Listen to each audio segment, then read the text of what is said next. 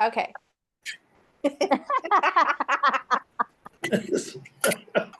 Okay, just in time for Steve to read the land acknowledgement. Muted.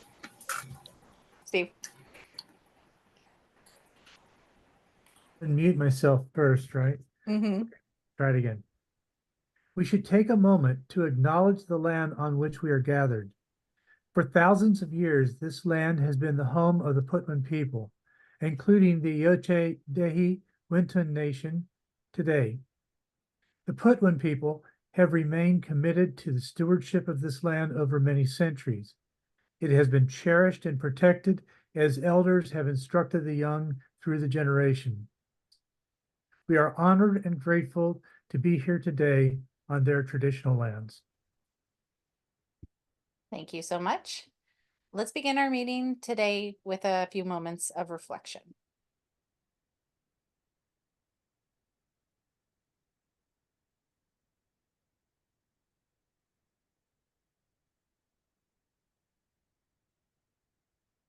Thank you, everybody.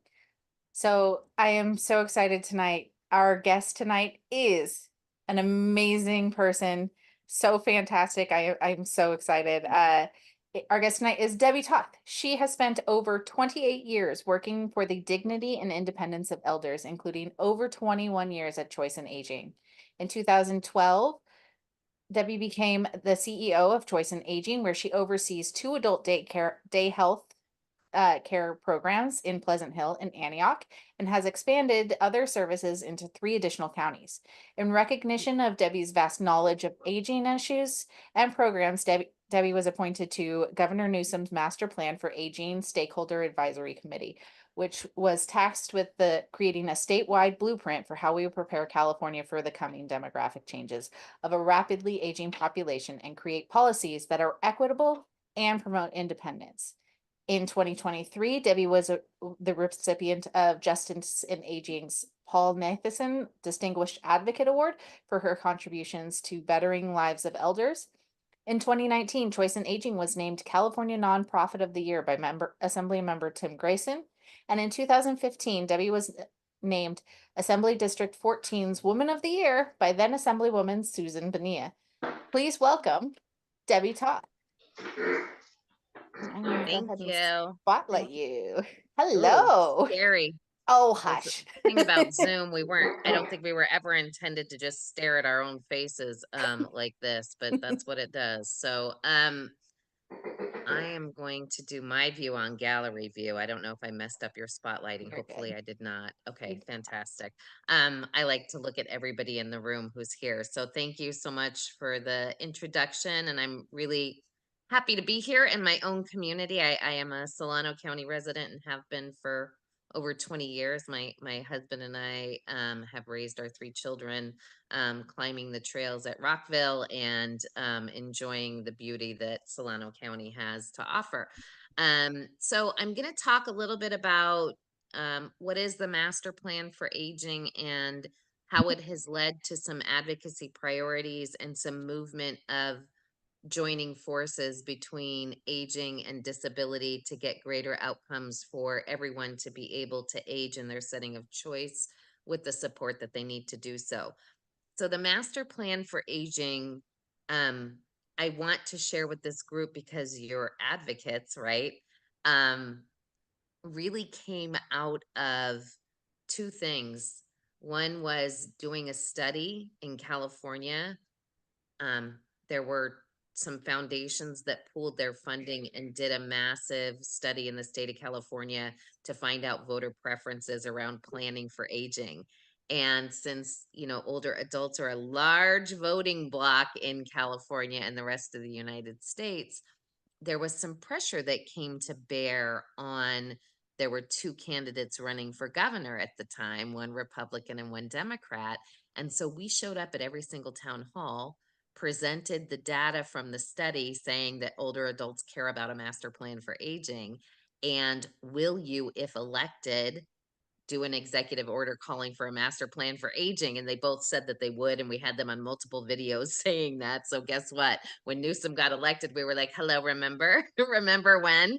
So it was really setting the stage for that and then allowing him the opportunity to do that. And then he appointed 34 of us from throughout the state of California to come together. We all had different areas of expertise in aging. For me, at Choice in Aging, my area of expertise is how we keep people out of or get people out of skilled nursing facilities. There were people that had experts on law, on research, on assisted living, on skilled nursing, like, so a lot of different experts. And we came up with 800 and some odd recommendations that went to the governor's cabinet level work group, and they pared it down to 143 recommendations or something at the end of the day. But we had our master plan for aging. And what that is a policy blueprint. And it has allowed us to enact more legislation around aging in the last 3 years than in my entire career working with older adults. So is it funded? The answer is no. That's where advocacy comes into play. So thank you. Julia put the link to the master plan for aging in the chat. And the California Department of Aging not only hosts the website for the master plan for aging, but they also have a data dashboard, and you can click on Solano County and learn about things specific to Solano County or anywhere in the state. Actually, it's quite amazing. But this blueprint allows us to create legislation. And I want to back up and talk about just for a second why that's really, really important. We gained 3 decades of life expectancy in the last century, and we did nothing to plan for it. Not in our lived environment, not in our healthcare systems, not in our policies, not in our health, like nowhere. We don't have a long-term care system. What we have is a de facto institutionally biased poverty pipeline. People spend all the money they have to get care in their home where they want to live. And when they run out of money, they have 2 options. They go to the streets or they go to a skilled nursing facility. Both suck, right? Sorry, excuse my language. And neither of them are inexpensive for taxpayers because we deliver healthcare and services to people who are living on the streets. And skilled nursing facilities are the most expensive place for somebody to live. And what's interesting to me, there was a study done by AARP in 2017 that looked at, of all the Medi-Cal beneficiaries living in skilled nursing facilities in the state of California, how many are low level of care? And the answer in 2017 was 37,000 human beings.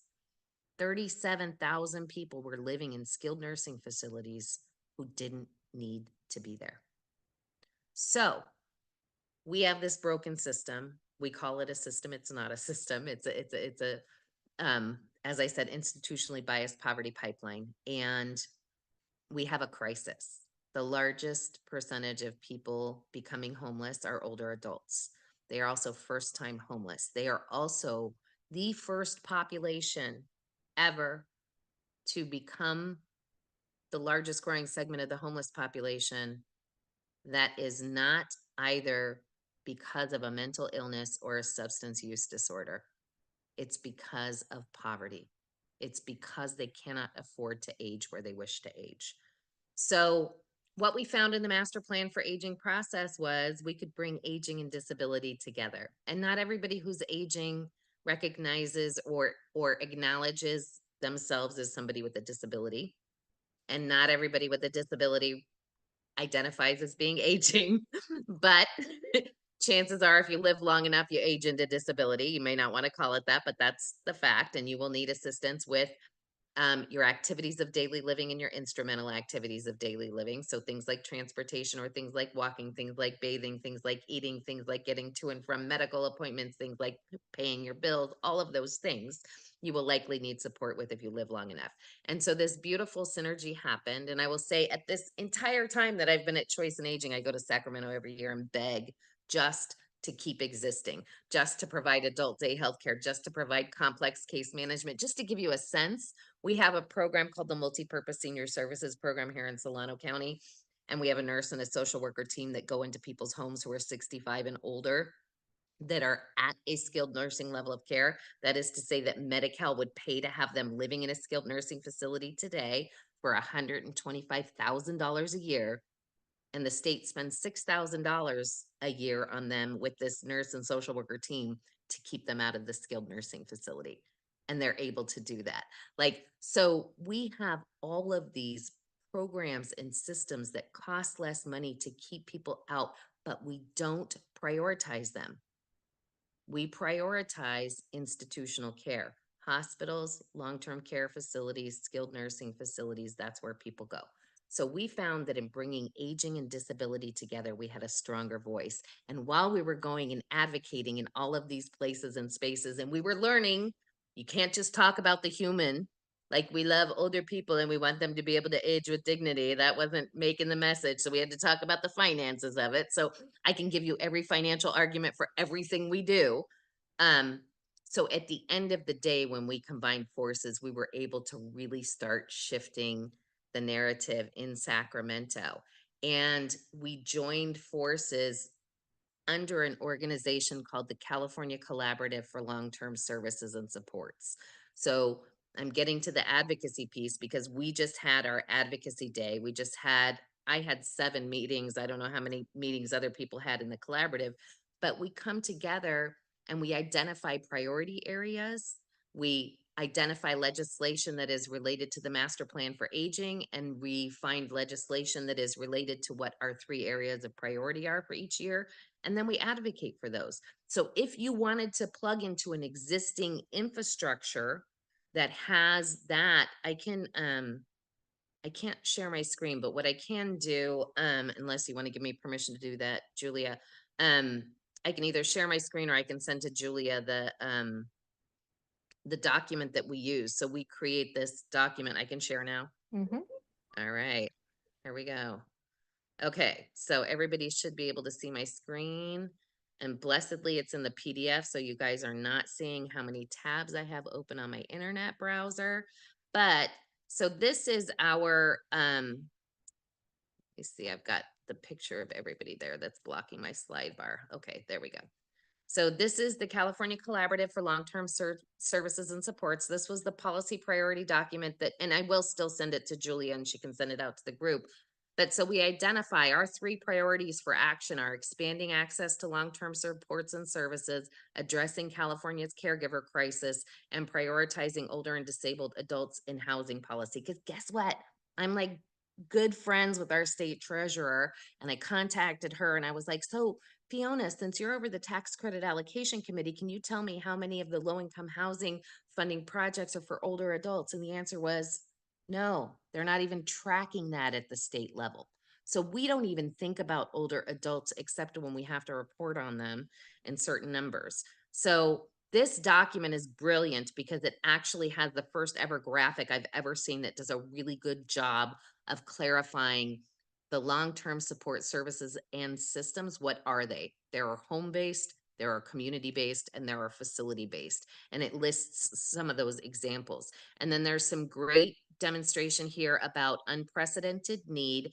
And then this document goes into those 3 areas I talked about: access to long-term supports and services, protecting the caregivers, and the housing for aging and disability policy. So each one of these talks about that. And then we list different pieces of legislation that actually touches on solving what those problems are. So as I said, I am happy to share this with Julia. She can send it out to the group, but this is an easy way that you can plug into an existing infrastructure that is trying to make a better community for all of us. I will venture to say, and I know that I've gone on too long, but the older adult population, whether or not you love them like I do, and I'm actually becoming one, I don't know if it's gracefully, but I am becoming one. If we live long enough and we are fortunate, we become an older adult, right? Not everybody has to love them like I do. But if we don't do right by them, if we don't plan better, we don't have better policies, we don't prevent homelessness, we are just handing our children and our grandchildren a huge expense that was preventable. And I just admitted Kay Patrice to the room. Sorry. You are You can't, you're doing my job for me, man. This is awesome. you can't give me the controls and then not let me. I'll I let will. you control. You're good. All right. All right. But But Kay Patrice has heard my whole spiel before. But anyway, it is an imperative. If we do not do something now, we are saddling our children and our grandchildren with preventable debt. Excellent. Dwayne, it looks like you have a comment or a question. That was quick. Yes. Hi, Debbie. So Hi. Marilyn and I are very lucky. We live in Paradise Valley Estates, I guess, as you know about it. Yes. Yeah. So, we're lucky because we can afford to do it. But the basic model, it kind of reminds me of the partnership health plan, healthcare model, where you have all the services available. I mean, you don't necessarily get Cadillac service, but you get quality service. And it strikes me that at a reasonable price, this kind of a model could be done with with safe housing, and that down the road, you know where you're going to go. It's there. It's on campus. There's skilled nursing and memory care and assisted living if need be. Is anybody doing that in any kind of a supported way anywhere in the country? So that's a great question. So you're referencing what's used to be called as a continuing care retirement community. Yeah, So it right. allows all levels of care. Right. The only continuing care retirement communities of which I am aware are for people who have really great means. I don't see any nonprofit organizations that are doing it with sliding scale or anything like that. It's very expensive to buy into a continuing Right. care retirement community. What I will tell you is at Choice and Aging, we are creating an aging in place campus. I only need 16 million more dollars. So if any of you just want to write a check tonight, please feel Yeah. free. But we've raised 16 million. We have Cool. another 16 million to raise. We're partnering with Satellite Affordable Housing Associates. They're going to build 82 units of low income senior housing. 20 of them will be dedicated to veterans. And we're building the adult day healthcare, our intergenerational preschool that comes over and hangs out with our adult day healthcare clients, Cool. and space to continue to increase our case management, our transitions programs, all the things that keep people living in the community, accessible transportation, nutrition. So we do all those things. We're going to do it in one campus. We have 4 acres of land. We're going to do it in one campus, and we are going to prove that you can have people age in place independently in their apartments with the right wraparound services on Right. campus and not need skilled nursing facility care. So we are piloting that, and that is going to be a proof of concept model that we hope to see replicated throughout the United States. So yes, we're thinking about it. Yes, we think we know how to do it really, really well. We've got health services down. We've got social services down. We've got intergenerational, spiritual, multicultural. We have Russian programs. We have Farsi programs. We have late stage Alzheimer's programs. We have it nailed down. We just need to figure out the funding, and then we need to change the policy and the budget that has that institutional bias to funding. So where is this? In Pleasant Hill. It's across the Okay. street from DVC behind their overflow parking lot. And by the way, any of you, if you want to see an amazing adult day healthcare in progress, I'm happy to have you come and take you on a tour. We also have complex case management and mental health program supports and diversions and helping people out of skilled nursing here in Solano County, but it's not a congregate day program where you can see the interaction happening. Well, that's exactly the kind of thing I was encouraging. So thank you for having a pilot program, and it should work. I mean, I go back to the partnership health plan a lot as a model for how to provide healthcare to people as a managed care model, and it's way cheaper down the road, all in. But you've got to front load it. Yeah, you just have to front load it. Yeah, 100%. Thanks, Dwayne. Cool. Thank you. Okay, Kathy, you have your hand up. I do. So I belong to CARA, and I'm sure you've spoken to us because Yes. this is the thing we've been fighting for a long time. And I've been on the LTSS committee, LTSS for all, and attended all those boring insurance committee. Oh my God, ad nauseum. So the biggest thing is money. And one of the other big things is when I talk to people, if it doesn't affect them, they don't want to hear that it might have some money that might have to be taxes. There's a whole educational process that I see. And the other is that we're not going to get anything this year with the budget. And they always link things like that. Oh yeah, they promise a lot, but it doesn't matter if you build 100 units, we're 5,000 units behind already. I mean, it's almost impossible to catch up unless there's a concerted effort to really pay attention and build housing units, not just for the elderly. I mean, what is considered reasonable housing, and the other thing is what is considered reasonable pay for the workers. They make more going to flip burgers than they do through the county, and I think that that's another educational process. It's just sad. How are we going to overcome this? How are we going to, and I am another lucky older adult right now, but I've always said we're one big medical crisis away from potentially losing everything. Yeah, you're not wrong. And I think, that is a multi-pronged solution. And I think that we need to stop just talking about building housing. We need to talk about how to use the housing that we have and how to use the buildings that we have and how we convert things. And we need to stop thinking about single human beings. We need to think about ourselves as a community of human beings that need to share space in this land. And we need to connect all of that to saving the environment. Like, all of this stuff ties together. I don't think just for older adults we need to do that, but we definitely need to track that, because accessibility is a huge issue. People need to be able to age in place. And if we don't build accessible housing, we're going to have people age out of where they're supposed to be living or where they want to be living. So I think we have to do a lot to address all of those issues. And I also think that I'm not Pollyanna. We have rough budget years, but the thing is when we have rough budget years, show up and get policy in there. We can work on the budget on years when we have better budget years. We're not going to get that this year, and we're not going to go and fight for budget things we can't win. Let's change policy this year, and then we go back in 2 years and get the funding for it. So, I mean, I just don't want downtime. We just got to be smart about how we do this. We recognize that, the budget is cyclical, and we're going to have good years and we're going to have bad years. So pick up on policy on the hard budget years, and then get your funding for the programs in the years where we have more flush capital. I think part of this is education. People need to understand the impact of what not doing something means. And I think we all need to be activated. I think we all need to show up everywhere that we possibly can. And we need to elect more women and more Black women. And I think that we will start to see the change that we want to see in our community when we pick women who know how. And I'm sorry, men, I don't mean to be against the men. It's not about that, but it's about people who can show up and do multiple things at multiple times and really fight hard for things. I mean, I see it in our Solano County leadership is changing, and it's changing in a beautiful way. And I have a lot of hope here that things are going to get better because of that. Maybe that's Pollyanna, but that's kind of what I'm starting to see.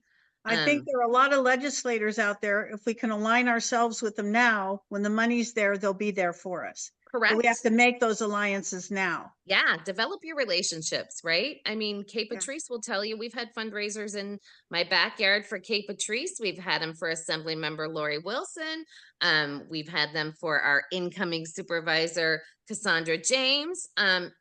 Get up, show up, do the things, and get the right people elected, and you will have those relationships, and those things will come to fruition because we're electing the right people who want to do the right thing. Okay, Frances, your hand has been up. Yes, Debbie, you mentioned aging in place, and my husband has aged. I'm not quite there yet, but I am interested in aging in place. I was looking at Paradise Valley Estate, and I can't get my husband to come with me. So therefore, as we do get older, I was quite intrigued by when you say resources are available for aging in place. I mean, we've got 2 gardeners, we've got 1 housekeeper.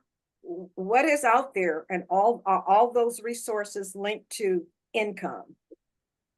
So that's a very good question. In California, you either have to be extremely wealthy or extremely poor.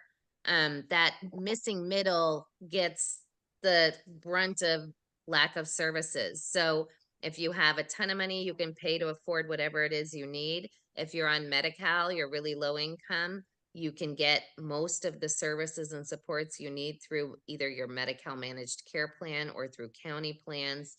or through nonprofit organizations. The missing middle has a really, really tough time. And when I talk about aging in place, I'm talking about, do you have stairs in your home? Do you have rugs in your home? Do you have steps that lead into your house? Do you have grab bars in the bathroom? Are you able to access food? Are you able to get to and from your medical appointments? Are you able to get the care that you need and receive in your home? Like, all of these things are parts of aging in place. And for the middle income population, it's called the missing middle for a reason, because they cannot afford most of these programs and services.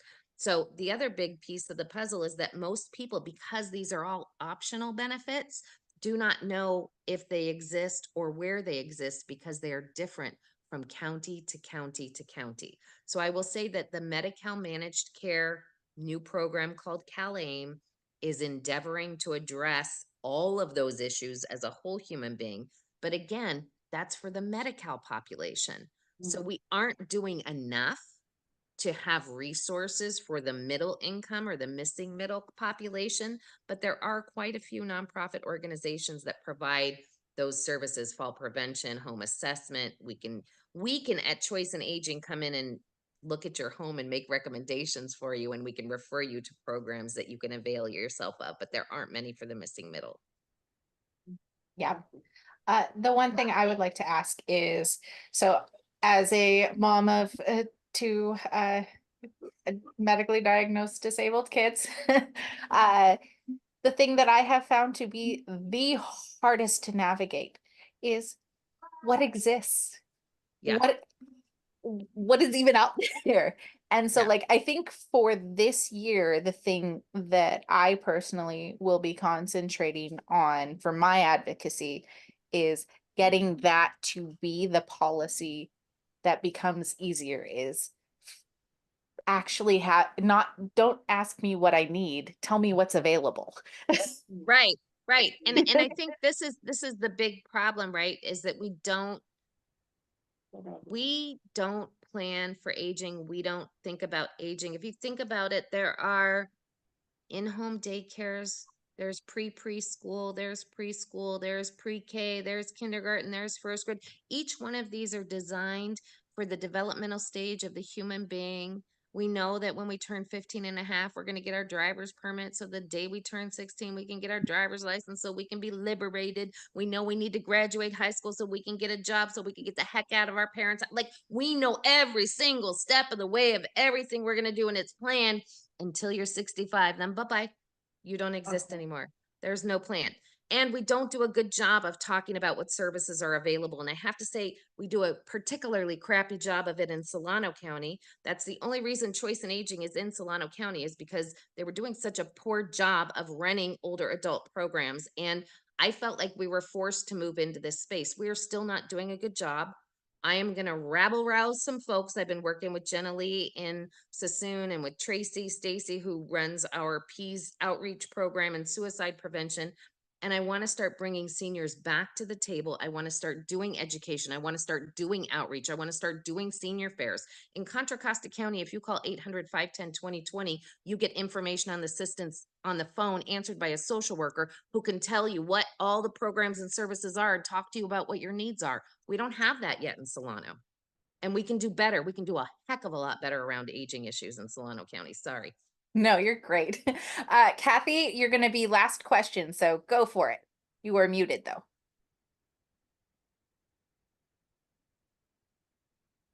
You're still muted. There you go.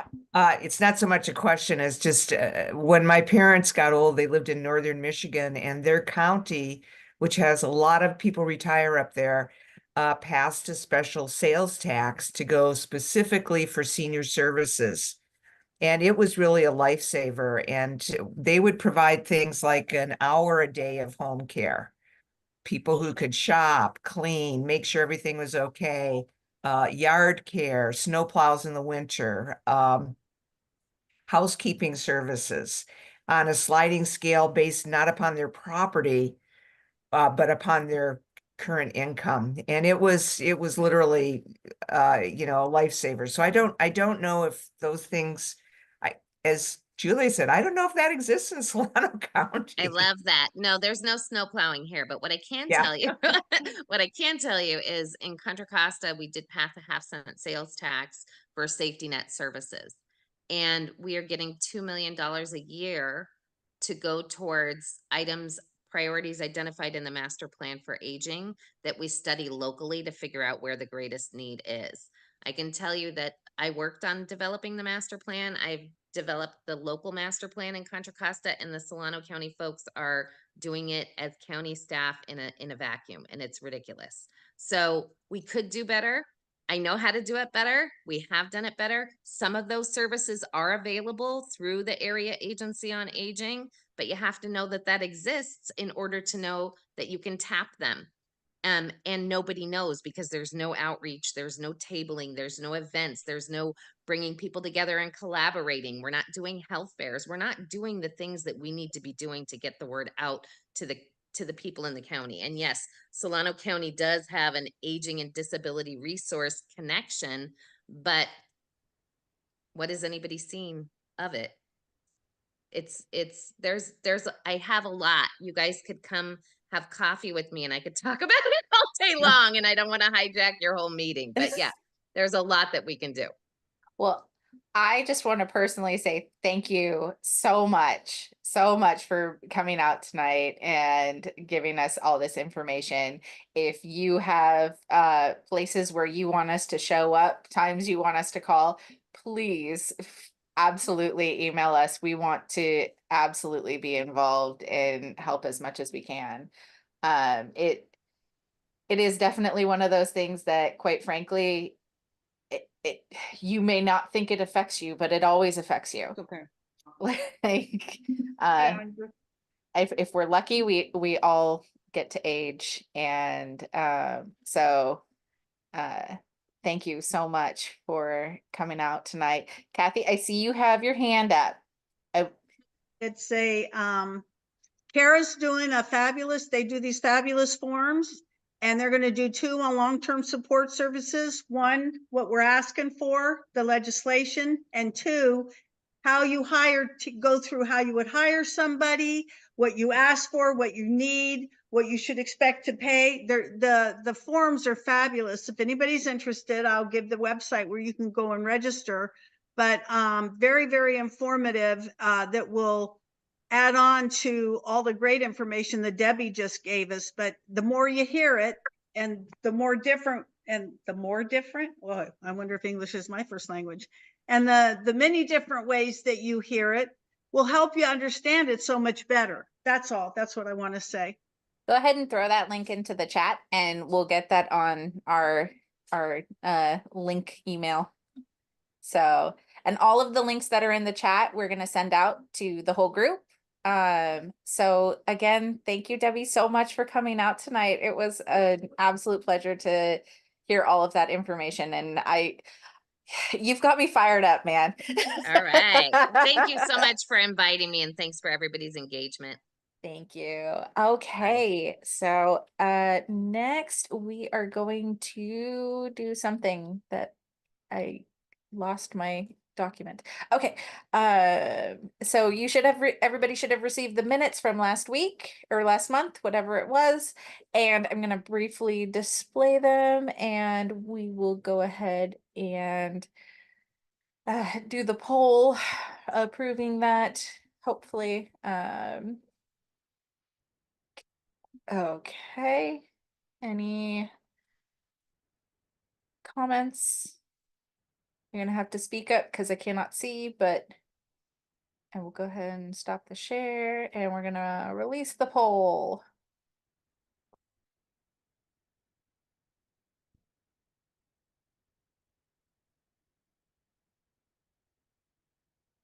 Okay, give everybody a couple seconds.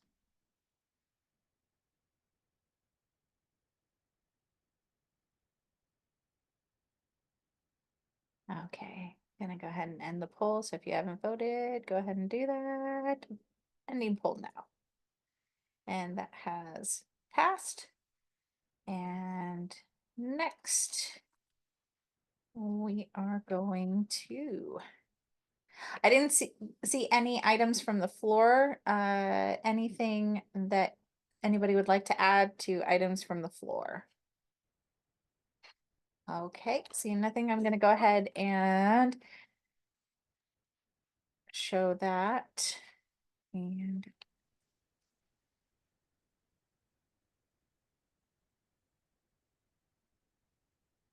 so if that is approved, I'm gonna stop the share. And we're gonna add. I wanted to make an announcement, so I don't know if that's items from the floor or. I got you on announcements already, Okay. but so thank you very much, but I will definitely get you in there. We've got a couple announcements. So if anybody else has announcements, go ahead and shoot me a message or a text and I will add you to the list. Okay. Give everybody another second and we're going to end the poll now. Okay, and that has been approved. So we are going to keep it moving. And next, we are going to do officers' reports. I have nothing to report. Steve and Nancy as co-secretaries. Nope. Okay, Jacob, I don't think you had a report tonight. Yeah, no report. Okay, awesome. And Dawn, I will go ahead and display your report. Dwayne, I do see your hand, but I will get to you after officer reports. Let me get out of this. Okay, Dawn's treasurer report. Let's make it a little bit bigger. Okay. All right, everyone. For the month of April, we took in a total of $750, which was $315 in dues and contributions, $435 for the trivia night event. For expenses, we had $682.93. That included expenses related to trivia night, plus a table banner for our upcoming event with Congressman Thompson, and flowers for our president, leaving us with an ending balance of $27,626.18. I also want to acknowledge we had $211.83 in in-kind contributions in April, all related to the trivia night. And if you look down at below, you will see that our net proceeds for trivia night were only $152.15. So thanks to all of the people who made in-kind contributions, that we didn't have to spend that money to obtain those goods and services. We are at 90 paid members for 2024, including 41 sustaining members, and we have several recurring donors, contributing a total of $255 a month. So I want to thank everyone who is either a sustaining member or is contributing monthly. We thank you for your ongoing support of the club. And for those of you who have not already done so, although I think everyone here has, please pay your dues for 2024. You're no longer a voting member. And that's all I have for the treasurer's report.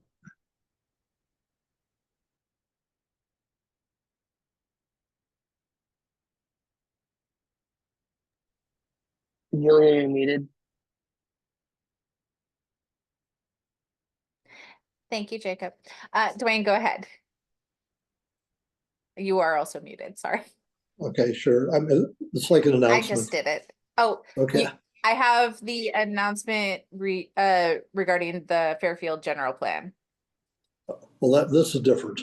Okay, so you also want to make an announcement. Okay. Yeah. Well, it's more, is that okay now or should I wait? Go ahead and wait for the announcement section and then we will and we'll get to it in just a minute. Let's see. Okay, so the only thing that we have left on the agenda is the fundraising report. Right now, that's mostly Dawn's report, was the money that we made from the trivia night. It was not as successful as we hoped. So we have been discussing our plans for the rest of the year. The fundraising committee is going to meet again, but it is looking like we're gonna go ahead and call it for the year on fundraisers. It does seem like people are getting asked for a lot of stuff from a bunch of different places. And asking everybody to kind of put in. So we are going to take a pause, regroup. We will be having another fundraising meeting. We will also be having another event. However, this event will be free or very inexpensive, depending on how much I can wrangle money out of Dawn. That is the fundraising report. I see a couple hands. I am going to wait for once. Okay, so we are at announcements, and I am going to go ahead and go from the top of the list. And since the first person to ask was Kathy Carriage, I'm going to start with her. Hi, I'm Kathy Carriage. I'm chair of the Progressive Democrats of Benicia. And I wanted to personally invite everyone to, I hate to say it, a fundraiser after the last speech. But it's actually the first fundraiser we've ever had. So we're trying to follow in your steps a little bit and build up our treasury for political activities in the fall. So this is going to be on look at my calendar, May 12th, May 11th. Wait, that's May 18th. Wouldn't it be nice if I got the date right? It'll be May 18th from 12 to 2, and it's going to be at one of our members' homes, Jack and Maggie Koch. It's celebrating, recent wins that we've had. And Assembly member Lori Wilson will be speaking, and Christopher Cabaldon. And we'll be having some champagne, some light bites, and we are also going to be having a violinist, Bob Jocelyn, who plays a variety of different kinds of violin, but mostly a jazz violinist. I think everybody might have gotten have already gotten a information announcement about this. On the announcement, it says the deadline is today, but we are going to extend it for a couple of days. So we hope to see you guys, and would love to, just want to extend this invitation to you. So thank you very much. Thank you so much. Okay, Nancy, you were up next. Nope, you remuted yourself. There. Okay. I just wanted to make a quick announcement. I talked to Mary Jane Volker today, who works with Congressman Thompson, and she wanted me to remind everybody about Congressman Thompson's pasta dinner, which is on May 19th from 5 to 7. And of course, she would love everybody to buy tickets for it. There has been a venue change. She did send out something, and we also sent out something that the venue has been changed to the Vacaville Center for Solano Community College.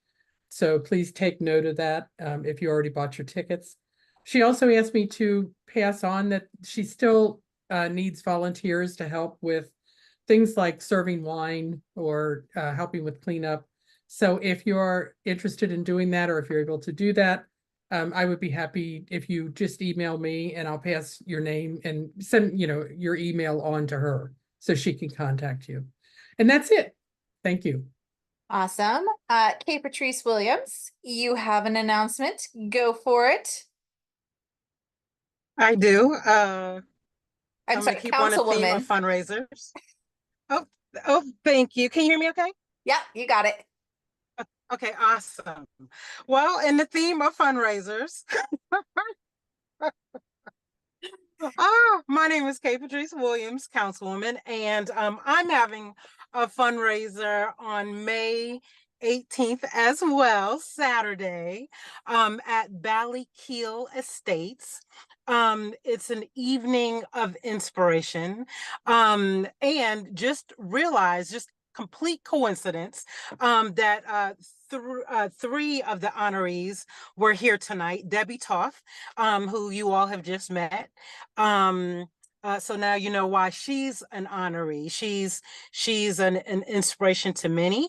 Also, two club members are also honorees. Dr. Francis McCullough and Jacob Francisco, honorees. And then there's a few more. This is an inaugural event, meaning the first. We'll be having these annually. And it's going to be a huge silent auction. We're now at 21 silent auction items. And you know it's bad when you're looking at the silent auction item and you want to bid yourself. So you know it's a problem. I'm just honored to have this event. Fundraising 2 years early. Why does that make sense? Well, I won by 12. And I won against someone that I'm pretty sure is part of the MAGA party, a Republican, but like she's extreme. So it's important. I want to continue this hard work and hard fight on the city council. I would love you all support.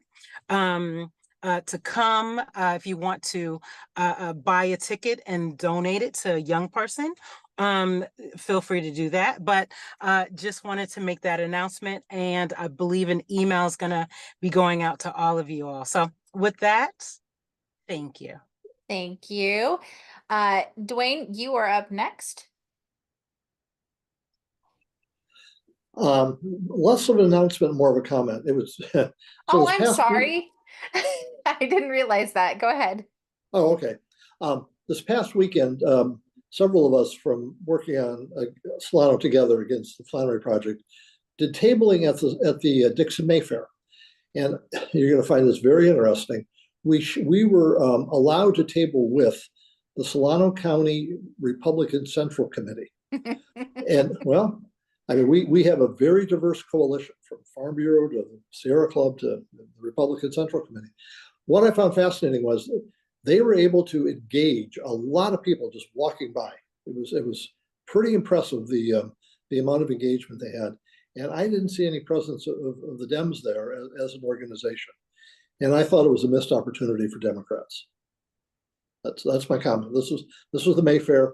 I don't know what's cooking for the county fair. There we're going to table with the Sierra Club. We have partners all over. Okay. But I think it'd be good for the club, all the clubs, particularly with the Central Committee, to be at these big community-wide type events. We have done it in the past. It does require volunteers and right. money, which the Mayfair is not our most successful event, I will say. We do tend to have a little bit more success at some of the farmers markets. But thank you very much. Sure. Marilyn, go ahead. Hi, everyone. I have a brief announcement. I've been following the Fairfield general plan update that's been going on for several years now. They recently had a meeting with the Planning Commission and then with the Citizens Advisory Committee that's been working on the general plan update. And they're getting to the kind of pretty far down the line now in terms of approving the plan that will guide development in Fairfield until 2050. So there will be a meeting a week from Tuesday. It's the 21st of May at 6:30 in Fairfield City Council chambers. My understanding is that the City Council will be asked to direct the staff to finalize the plan, which does call for developing a portion of the southern part of the Sassoon Valley and making it manufacturing. That's something that we've been concerned about. A lot of good things in that plan, but we understand they'll get direction, and that will lead to finally doing an EIR. And we understand they hope to have it done by the fall so that they can finalize the plan and the environmental, the draft environmental impact report then. And then based on comments, they'll get a final EIR later in that year, or early in 2025. But if you're interested in what's going on there, May 21st is the date. Thank you. Okay, thank you. We have two more announcements. Marion? Where'd she go? Darn, it wouldn't work.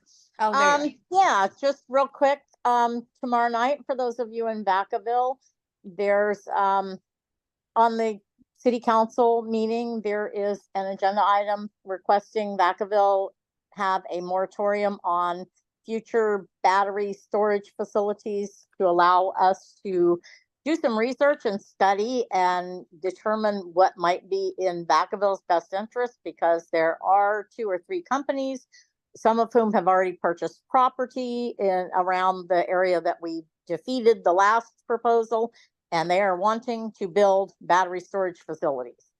So we would like to be able to direct how and what type of facilities so that we can ensure more safety for the residents of Vacaville. And in order to put these people off until we can study the issue more, we would like the council to vote to have a moratorium to give them time to study it.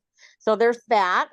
And just as a fun thing, my Markham Neighborhood Association and some other members, Alice and Joan, with their neighborhood associations, are going to be walking in the Dixon Mayfair, geez, you got it on my mind, in the Vacaville Fiesta Days parade with a float that the 3 associations have gotten together to make. So look for us if you're there. Oh, that's so fun. Jacob, go ahead. Thank you. I just want to make a quick announcement. The Solano County Young Democrats are having our next meeting next Monday, May 20th at 7 p.m. If you're interested in attending, let me know. I'm also going to drop in some information in the chat if you wish to attend. Awesome. Jeanette, you have your hand up. I know you were doing something. So I just wanted to say that Marion made an announcement about the battery storage. Also on the agenda for tomorrow, we have a big presentation on the energy conservation and using solar panels. So it's a big presentation for Vacaville as well, because we have kind of been behind the 8 ball on some of the climate things. So I think that will be a good thing for the solar panels and public spaces. So I just want to mention that.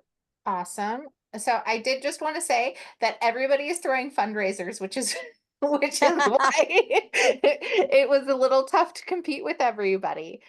So we were not dismissing anybody else throwing fundraisers, more that we are having a tough time on these election years for having fundraisers because we're competing with everybody. So excellent job. If anybody has any other links they want to put in the chat gets sent out to the whole entire membership. Thank you all so much. Do we have anything else, or would somebody like to make a move to adjourn? I'll move to adjourn if there's nothing else. Okay. Second. Okay. With a move in a second, let's everybody either physically raise your hand or go ahead and say aye. Aye. We are looking adjourned. So thank you everybody so much for all of your patience with with me tonight, and I really do appreciate everybody coming and listening to what we had. Good work, Julia. Thank you. Thank you all. Okay, I'm gonna save the chat if nobody has anything else to put in it. And I'm also going to stop the recording.